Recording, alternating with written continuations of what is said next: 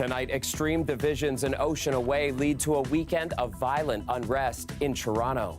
It's not just a Canadian affair. It's wherever Eritrean diaspora are. Clashes on Toronto streets after a protest at an Eritrean festival turns violent over the weekend. We'll update you on where things may go from here. We are worried that surgical services and the ability for anesthesiologists to provide complete and adequate coverage is at risk. Plus, a real-life medical drama, why a specific staffing shortage means more operating room closures in Ontario could be around the corner. As the prices go up, my boat sits longer and longer. And docked and deflated, how the recent increase in gas prices forced some boaters to avoid hitting the water this long weekend. Good evening, I'm Chris Glover. We'll get to those stories in a moment, but we begin tonight in North York as the 2023 National Bank Open made its return to Toronto. Local tennis legend Milos Raonic was among 3 Canadians to take to the court. The match was neck and neck and lasted for almost 3 hours. In the end, Raonic defeated American Frances Tiafoe in an epic first-round match. Not done yet in Toronto. Using 37 aces, he did not let up. The Thornhill native battled back from a tiebreak loss in the first set to beat his competitor, and this is only his 3rd tournament back after a 2-year hiatus from competition.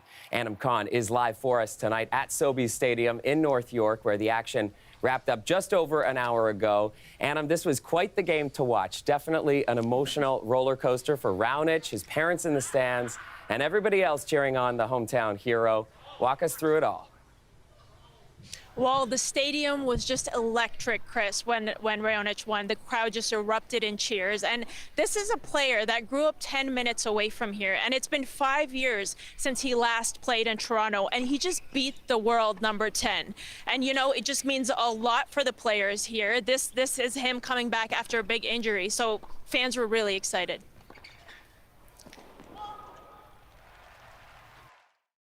I mean, this is a huge win for Canadian tennis. It brings back some hope and some hope that Felix and Shap aren't the only 2 that are doing it for Canada right now. Milos is on the way back, which is great. This is huge for Canadian tennis, you know. Having a Canadian superstar like Milos Raonic come out here, you know, world number 2 at one time with that big serve. He really put his home crowd on display out here, and we're just really happy to see him win. Milos somehow miraculously won the 2nd set and then won the 3rd set. Electrifying feeling here. So Raonic did lose the first set, and the tiebreaker for that was really long. It was 20 minutes, which was unusually long. There was a point where Tiafoe hit the net, touched the net on his first set, which would have normally resulted in a loss of a point. But because it was past the singles post, he got that point, and Raonic was really upset. He smashed his racket, and things looked gloomy at first, but then there was a rainbow above the court, and he won the next 2 sets. And it was really, really magical. Okay, so gloomy there for a while, but things really turned around. Raonic pulling this out in the end. Obviously, you saw how excited those fans were. What does all of this mean for Canada, Anam? Well, by the end of today, there will be 3 Canadian matches. So there will be Galarneau lost a match this morning, Raonic won, and then there will be Pospisil will play at 12 a.m. And then there was also an opening ceremony this evening to honor the winners of the Davis Cup last year. And organizers are seeing this love for tennis in Canada. Canadian fans support our players really well. Now, of course, with our success, you know, the media's behind them, you know, and so really you get the attention that you want. We follow them all year round, you know, but we only get to see the guys every 2 years here in Toronto, and of course switching with the women that way. But it is a great homecoming, getting to celebrate these guys who are doing so well on the tour, and then hopefully they can do really well like Bianca did winning in 2019. And so it's a really exciting time for Canadians to be watching tennis, to be playing tennis, to be getting into, you know, the sport, and it's really a magical time. And all of it happening right here in Toronto. Anam Khan with the lucky assignment tonight. Thank you, Anam. Thank you.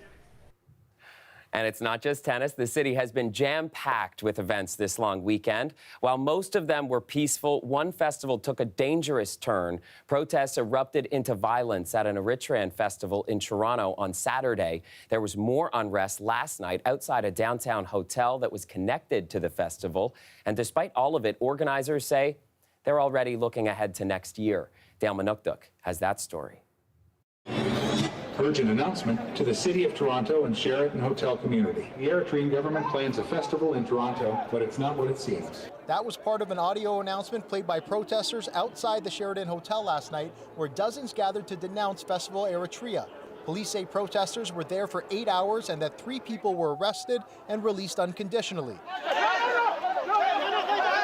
Last night followed a similar standoff on Saturday, which rose to the level of real violence. All of Saturday was spent trying to figure out what happened and how a family event turned into this. This woman says her father and uncle were both injured. She sent this photo into CBC News showing 12 staples in her father's head. The festival eventually had its permit revoked, leaving her looking for answers. They were allowed, after attacking people and sending them to the hospital, to be here blocking St. Clair all day. So it makes me think how they're being rewarded for their bad work. 8 people were injured at the park Saturday, and 1 person suffered serious injuries after being stabbed. Police are still investigating. The protesters, the ones in the blue shirts, say the festival is a fundraising event for the Eritrean government. The East African country has been called out for human rights violations under the rule of dictator Isaias Afwerki. It's not just a Canadian affair. It's wherever Eritrean diaspora are, they've been petitioning their local governments to prevent the Eritrean government and its ruling party from organizing such festivities. Similar clashes have taken place in Europe, in Sweden on Thursday, and Germany last month. Whatever the government response is here at home, this professor says it has to be very clear to not violate Eritrean Canadians' fundamental rights to celebrate their culture, regardless whether they are government supporters or opponents. And festival organizers plan to exercise that right next year. We are not going to allow a little hiccup to change or shadow all this beautiful relationship we have with our community. Dale Manukduk, CBC News, Toronto. In Toronto's downtown, 2 men were rushed to hospital after an early morning stabbing near Moss Park. This happened just before 4:30 this morning at Parliament and Queen. 2 men in their 20s were transported to the hospital. One is in life-threatening condition. The other is in serious condition. Police do not have a suspect description at this time, and the investigation is ongoing. Ontario's largest raccoon-specific rescue sanctuary has announced it might have to shut its doors. Mallee's Third Chance Raccoon Rescue and Rehab Center is located in Kawartha Lakes. The organization is authorized by the province to treat raccoons, rehabilitate them, and then release them back into the wild. The sanctuary relies on donations to operate, but it says it's struggling to make ends meet. The group Ontario Wildlife Rescue says it's a problem facing many similar organizations across the province. Meanwhile, Ontario's Ministry of Natural Resources told CBC News wildlife custodians like the Raccoon Sanctuary are not technically entitled to funding from the province. Next to a story that has the Ontario Medical Association ringing an alarm tonight, the province is already facing a shortage of anesthesiologists, and more than 15% of them are close to the age of retirement.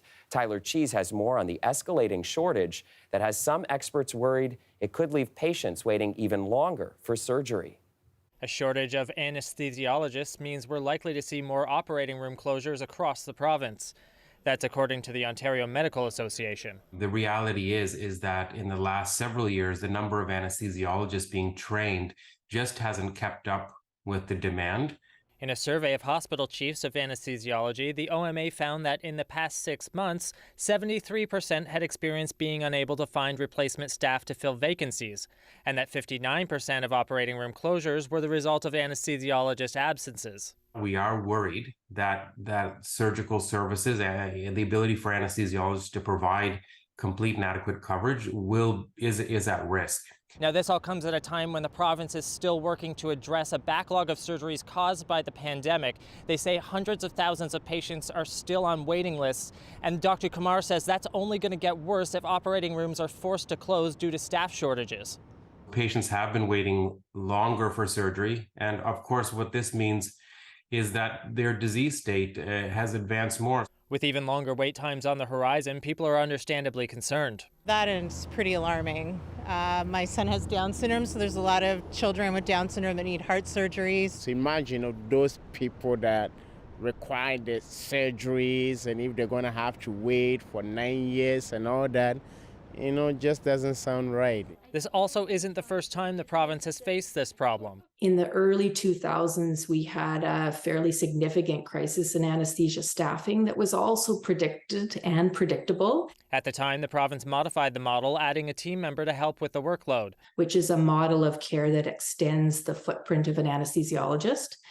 And they do that with an added team member, which is called an anesthesia assistant. Now, the group is calling on the province to provide more funding for anesthesia care teams, as well as asking for better data collection on hospital staffing needs. In a response sent to CBC, the Ministry of Health says it's planning for the province's future healthcare needs, outlining that it has launched the largest medical school expansion in 15 years. Tyler Cheese, CBC News, Toronto. 21 degrees, and there's a chance of showers tonight as we look live at the city's skyline. Riley Lachuk is tracking the forecast, and Riley, the weather may have affected some people's plans this holiday Monday. Well, Chris, certainly a wet day across southern Ontario. Still contending with this special weather statement north of Toronto, areas like Ajax over toward Orillia. Rainfall warning into the Ottawa region, up to 75 millimeters of rain coming by the time we get through Tuesday. Look at our daytime highs, 20s for Chatham, Kent and Windsor. Toronto at 25 this afternoon, and a bit cooler up into the Ottawa region where we have seen some of that rain today. So looking at our wake-up temperatures now, 18 for Windsor, 19 for Chatham, Kent. Pretty on par for seasonal for this time of the year. 18 for your wake-up temperature in Toronto, a 19 for Ottawa. As we get into the afternoon, temperatures warming up again as we get into the afternoon to the mid to high 20s once again. 18 with some showers lingering through the GTA tonight. Winds out of the west-northwest at about 20 kilometers an hour. And then we'll see the showers ending as we get into the afternoon. 25 degrees is your high. We'll time out the rain and talk amounts when I come back in just a little bit. All right, sounds good. Thank you, Riley. And here's a live look at Ottawa, where, as you can tell, it is raining, just as Riley said that it would be. And temperatures there are currently hovering at around 18 degrees tonight.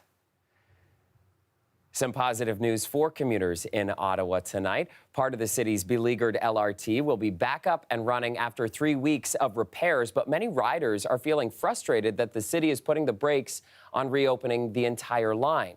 Kimberly Molina explains. The new plan is to have 5 single-car trains running every 5 minutes along the western half of the line between Tunney's Pasture and Ottawa stations. The entire line was shuttered July 17th after a loose bearing was discovered. They figured out that the restraining rails were likely putting too much pressure on the wheels, causing the bearings to wear down too quickly. Every step has been taken to protect the safety of passengers. That's why it has taken so long to get the trains running again. We wanted to make sure that it was safe to do so. And under no circumstances are we going to rush the trains back into service unless we are sure that every measure has been taken to protect the safety of passengers. The city now says that work on the western part of the track was finished much quicker than expected, and why that portion of the line can reopen tomorrow. Riders waiting for the bus this afternoon said that they're happy that at least part of the line is set to reopen, but some were still skeptical. I'm a bit biased because that's the most useful part of the train line for me, so I'm actually very excited to hear that. I only want it to come back if it means that it's going to stay back. I think if it just closes down in like 2 weeks again, then like what was the point of opening it? It sounds good, but I feel like after this long, it only having that much back and only having one train car, it just seems kind of lackluster for how long we've been waiting. And I would have taken it today, but it's not working today, so that's great. It's been waiting for a while, and you know, with a stroller with kids, it's much easier than buses and all that stuff. The city admits the train's unreliability has been an embarrassment, and it will likely take more time to gain back riders' trust. But I don't expect residents to have confidence in the system until it is running again and running again safely. I understand why some residents may be skeptical. The city says it's still on track to resume service on the entire length of the line starting next week. Kimberly Molina, CBC News, Ottawa. Staying in Ottawa, a newly reopened pedestrian bridge is proving to be popular. The Chief William Commanda Bridge opened this weekend after being closed for more than 2 decades. It is the loveliest way to get across without a car. There's no noise, there's beautiful views, there's an island full of birds, lots to see.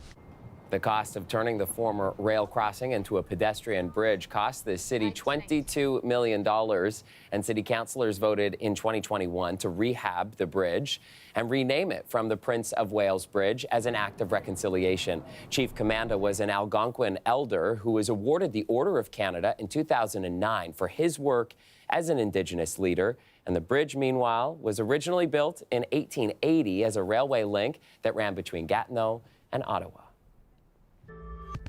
Welcome back. We're ending this summer-long weekend with a familiar frustration: gas prices creeping higher and higher. And while often we talk about the impact on drivers, tonight TJ Deere shows us how boaters are navigating the pricey pumps. Even though it's the long weekend, many boats at Windsor's only marina are covered up. One reason is likely the high prices to fill up their fuel tanks. Brett Avery filled up earlier in the day before hitting the Detroit River to go fishing with his son and his son's friend.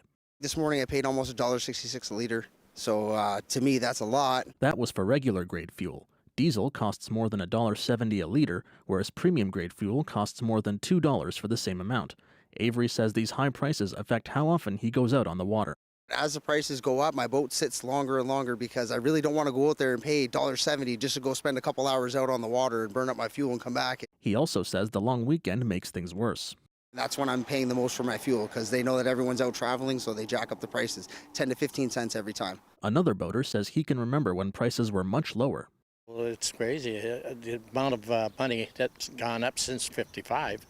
It was probably up around 60 cents a gallon then. Even some passers-by who didn't have boats and were just spending the day at the marina said they're not surprised that the price of fuel has increased. One marina staff member acknowledged that boaters have been complaining lately about the high fuel prices. The marina operator and Transport Canada have yet to respond to requests for comment. Still, Avery is one of many boaters who wants prices to come down.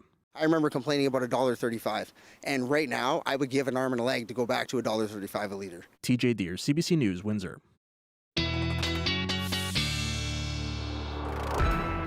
I think the rain today may have kept a lot of people off the water as well. Let's get back to Riley now for another look at weather. And Riley, before we talk about the long range, what's happening overnight? Well, Chris, still contending with some of this rain as we get into the evening tonight. You can see the stubborn area of low pressure still pushing up as we get in to the morning tomorrow. So still some clouds around the GTA, mix of sun and cloud back through southwestern Ontario, but still seeing quite a bit of rain as we get through into Tuesday afternoon. Still lingering for the Ottawa area and into parts of western Quebec. Getting into Wednesday, mix of sun and cloud for much of the region. In terms of our rainfall amounts, this is on top of what has fallen already. We're looking at about another 25 millimeters for Ottawa, 14 for Kingston, 13 for the North Bay region tomorrow. So looking at your forecast tonight, Chatham-Kent 16, Windsor 16 tonight. Clearing skies, still a good chance of some showers though lingering through the GTA and still some on and off rain through the Ottawa region tomorrow. Warmer as we get to the further south you go tomorrow. So areas like Windsor getting close to that 30 mark tomorrow afternoon. Winds might be a factor through the afternoon in Toronto as well. So looking at your 7-day forecast, showers ending 26 degrees for your Tuesday, at 29 for Wednesday, and then we'll see temperatures moderating, another chance of showers coming as we get into next weekend. All right, Riley, thanks a lot. The weather update is brought to you by Trane. We test, so it runs. Trane, the most reliable heating and cooling brand. It's hard to stop a Trane.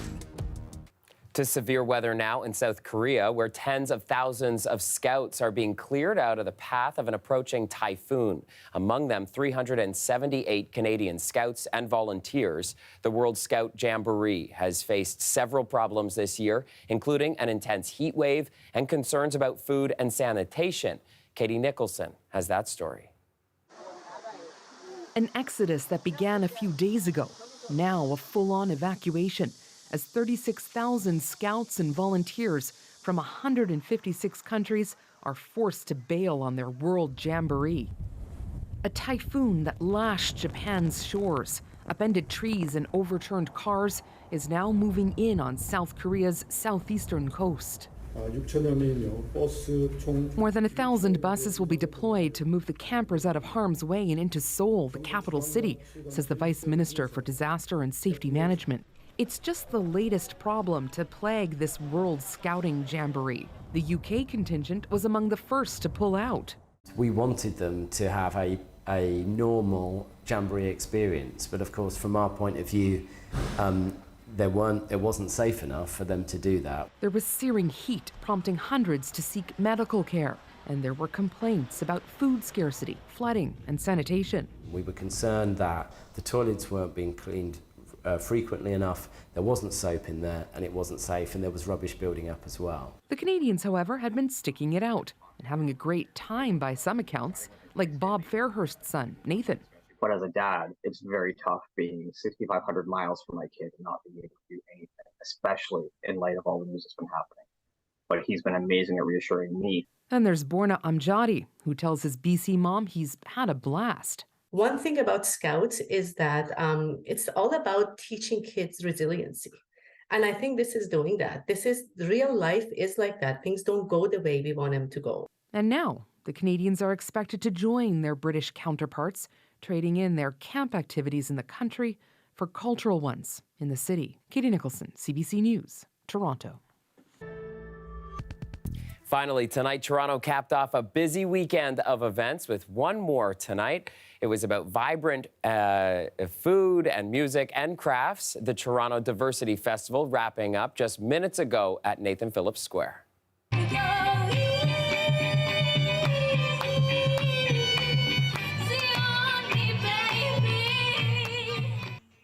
The event featured several musical performances, as well as cooking demonstrations, and of course, lots of delicious food as well. Festival organizers say they wanted to celebrate cultural diversity and heritage.